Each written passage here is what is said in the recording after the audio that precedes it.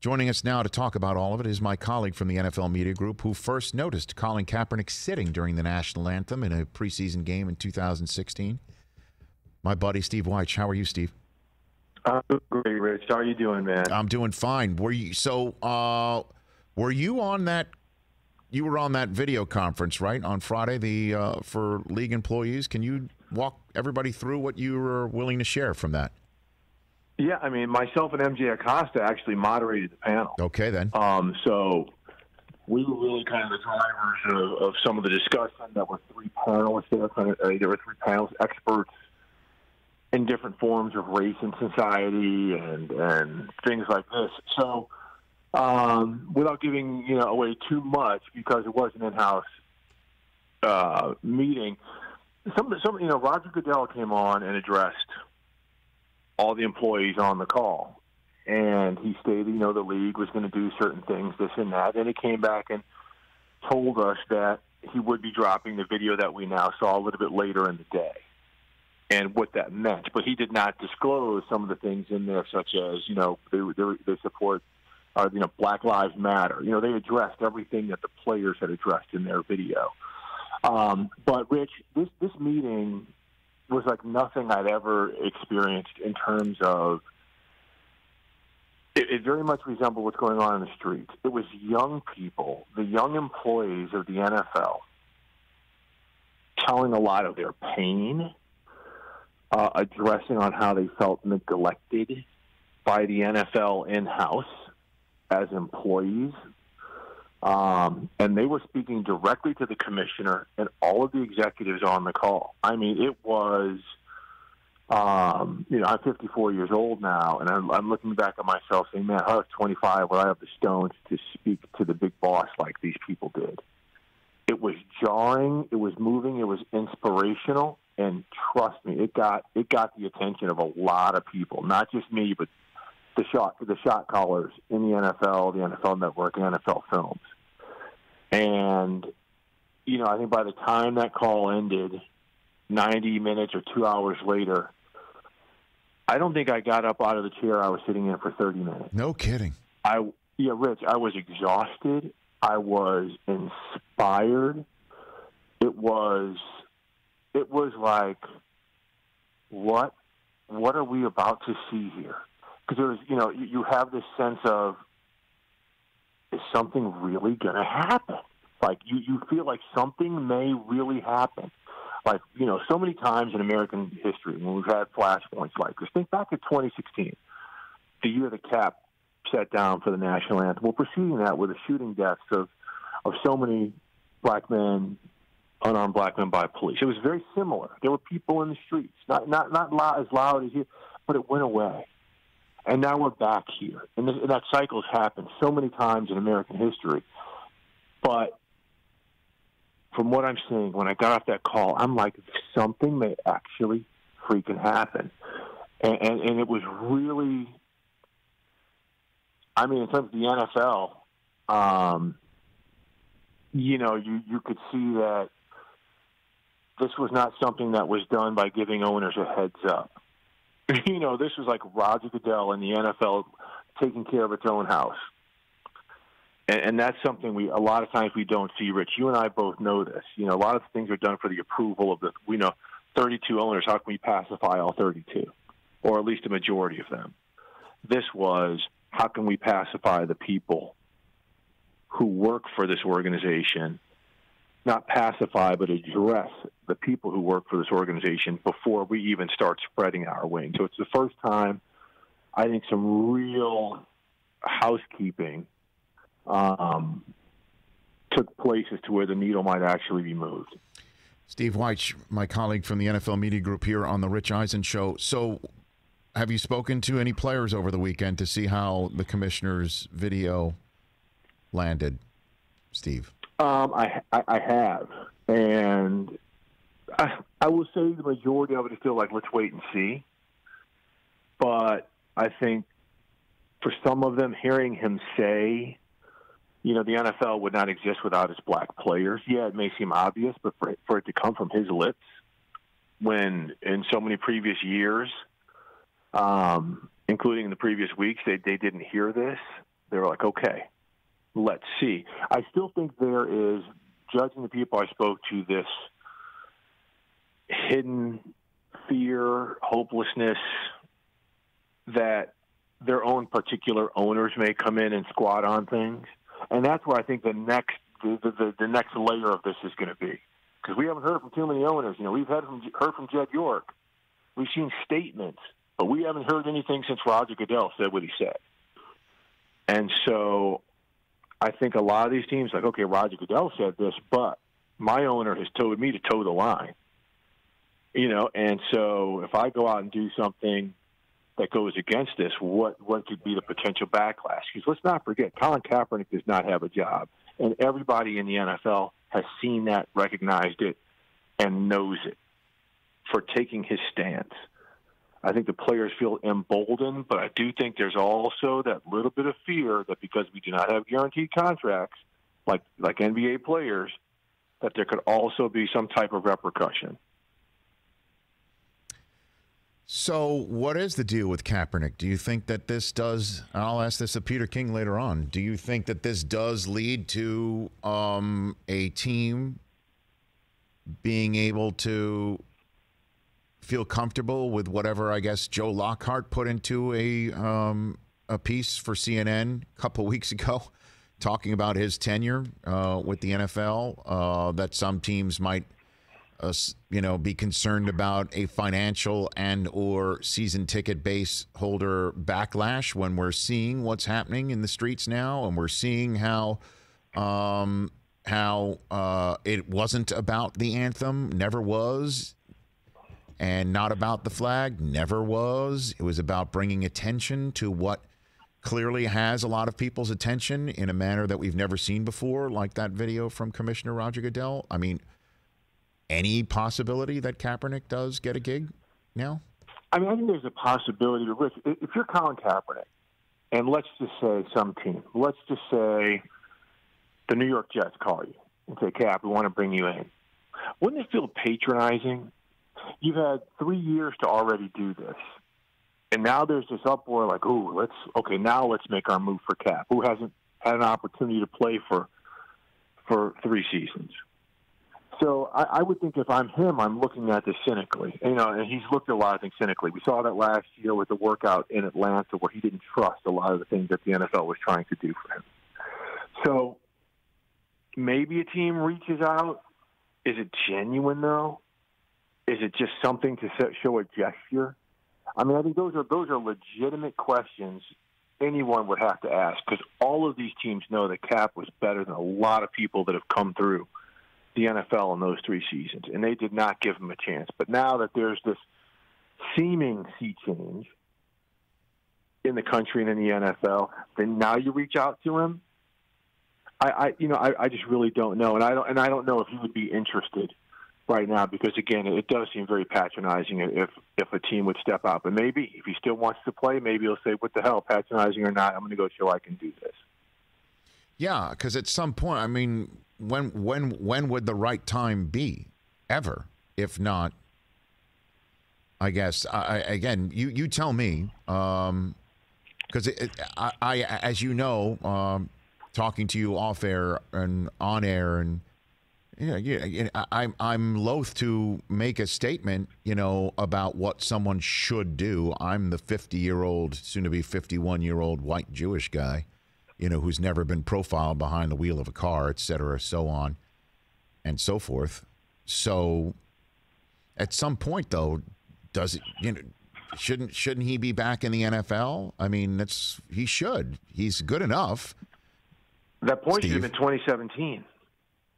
There's a whole lot of woulda, shoulda, couldas here. But again, we're entering now 4 years. We are on the verge. We are 2 months away from 4 years from him not standing for the national anthem, and 3 years from him taking a snap in the NFL. So if he truly wants to play like he says he does, and a team comes calling, even if you're looking at it cynically, this is an opportunity. So what are you going to do? What are you going to do? So it'll be very interesting. After being at that workout fiasco in Atlanta last year, where the league had 25 teams there, and there were, because I was there, and then he decides to work out at an alternate site, which basically left 7 or 8 teams there to watch him work out. He says he wants to play. He says he wants to do this. He says he's training. We haven't heard from Cap, other than some things he's retweeted and posted in social media.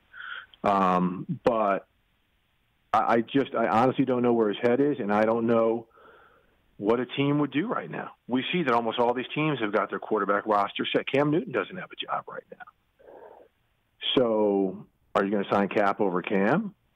I mean, it's just going to be an interesting situation for a team to see which direction they head to. I honestly don't think it's going to happen, but maybe it does. And if it does, is it genuine? That's a big, cartoon bubble I have over my head, just filled with cynicism.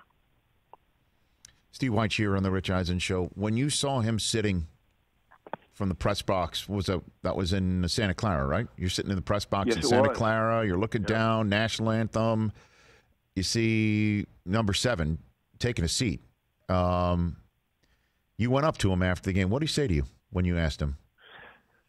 Well, I mean, look, the whole I had a whole game to stew on this, Rich, and I've told this before. I was thinking, man, all summer long, I saw on social media he was really getting into Black Lives Matter. He was really finding a public voice about police brutality, and so I'm thinking this is going on. So I approached him, just basically like, is this what you sitting was about? And he's like, absolutely. He's like, we have black men, unarmed black men, getting killed by police, and there's dead bodies laying in the streets while these police officers are getting unpaid leave or even paid leave. I think he said paid leave.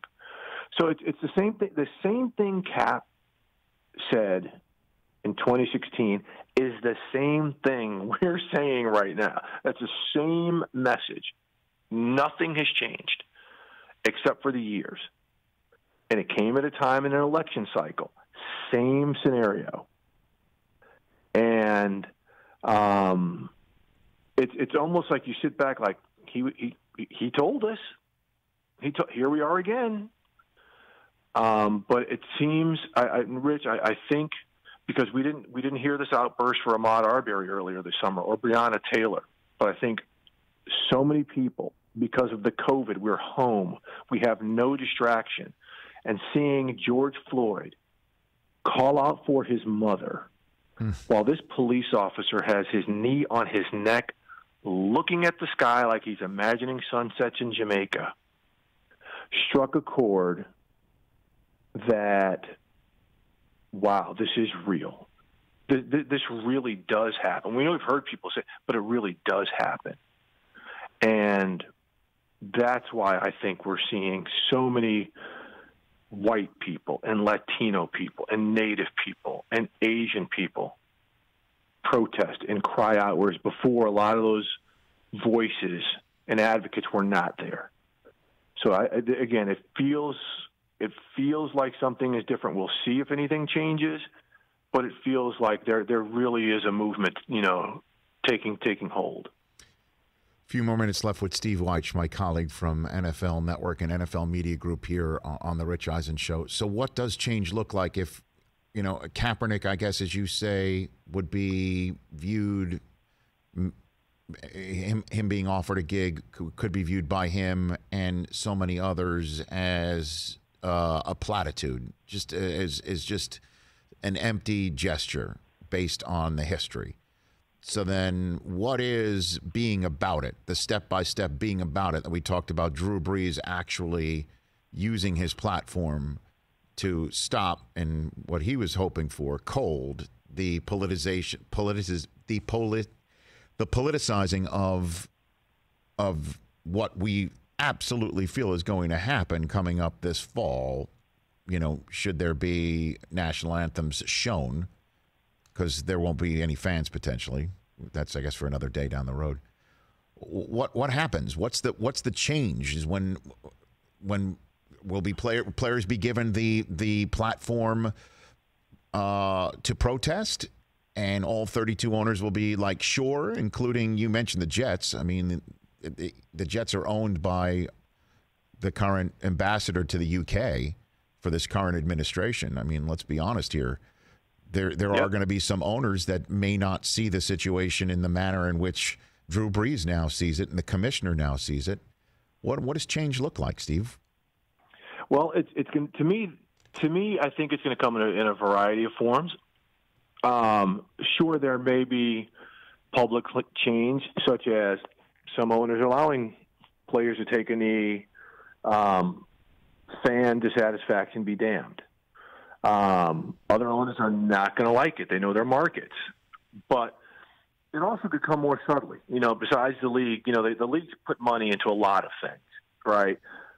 But if some of these players, the Malcolm Jenkins of the world we know about, but if some other players, the Pat Mahomes of the world, if they start doing things to help change the restructuring of their local police departments, if they help with the de-escalation tactics and things like this, I mean, it's happening some places. The Players Coalition has helped change several laws in different states to help juvenile delinquents and the court system. I think it all depends on the player, or if it all depends on the team, what they want to do. But if there's sincere change to what they want to target for a certain NFL team, maybe it's looking at their hiring practices. And instead of having, a person of color in this department, well, maybe, adding another one in another department. I think, to me, that comes with all workplaces and a lot of things in society. I think it's going to be on different levels to how we view different things. Rich, you look at this COVID case. It's the COVID pandemic. It's affecting black and brown people disproportionately to white people. So maybe some of these players or teams say, okay, maybe we start something healthcare-wise or food and nutrition-wise in our communities to maybe level the scales, to do things to decrease blood pressure in so many people and things like that. So I think it could take different forms on the football field and off the football field. But clearly there's so many levels of the leveling that need to take place. We'll see who's about it. We'll see who's really into it, and we'll see who's just all about the flashy PR statement to make them feel better about themselves. Before I let you go, Steve Wyche, I give you the floor as a Howard University graduate. The passing of Ken Riley at the age of 72, three-time Pro Bowler and Florida A&M great. I saw your tweet about his passing, and I give you the floor on to who he was and what you want to say about him. Steve. Well, thanks for that, Rich. I mean, I've known Ken for a while. He's a member of the Black College Football Hall of Fame. For those who don't know, that's a Hall of Fame that recognizes players who went to black colleges. I've known Ken. Quiet man, very astute, scholarly man. He was a finalist in college for a Rhodes Scholarship. Was a great player for the Cincinnati Bengals. A lot of people say he should be in the Pro Football Hall of Fame at the time of his retirement. He was fourth all-time in interceptions behind three Hall of Famers. But more importantly, he was a coach and athletic director at Florida A&M, and he shaped the lives of so many young men who have gone on to become very productive members of the society, great leaders. That is as important as anything he ever did on the football field. So rest in peace, Ken Riley. Those of us who know you are hurt. Those who didn't are affected, and hopefully one day, as Peter King wrote in his column today, as he gets into the Pro Football Hall of Fame as a member of the senior committee, because he's very deserving, and a lot of the people he played with and against will tell you as much. Steve, you're one of the best. I love being able to call you a friend, and I look forward to a playing season. There's going to be one, right? I mean, we are gonna. This is going to go. This season's going to go. It really right? looks like it, Rich. It looks like it's going to go. It looks like it's going to go off on schedule. I think the only question now is, will there be fans, and if so, how many? And you're the best, and I really appreciate you having me on, Rich, and I do treasure having you as a friend as well. I appreciate you saying that because, it does feel like things are changing. It does feel like things are different. It does feel like things are changing for the better. And I know, again, you have been literally having a front row seat on this part of the NFL story from the very beginning, and I wanted to have you on. Certainly, I did not know you and MJ had moderated that panel on Friday. I was sitting here on the show, and I heard nothing but amazing things about it, and I appreciate you coming on and sharing everything. Well, thanks again, Rich. You're the man. That's Steve Wyche. Follow him on Twitter at Wyche89. I follow him on Twitter. You should as well.